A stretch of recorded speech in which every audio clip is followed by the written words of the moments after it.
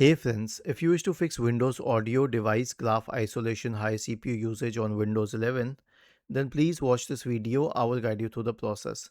So here's what we have to do. Right click on the start button, select settings from the menu, go to the system tab, select sound, go to the problematic device. Okay, the one which is checked right now because that is the one which will be problematic. And then for audio enhancement, switch it off. If that doesn't help, then go to the system tab once again, select troubleshoot, click on other troubleshooters, click on run corresponding to the audio troubleshooter. And lastly, go to the Windows Update tab and then select check for updates in the right pane.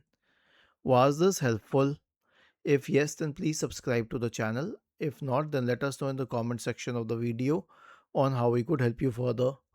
Thank you for watching this video and have a nice day.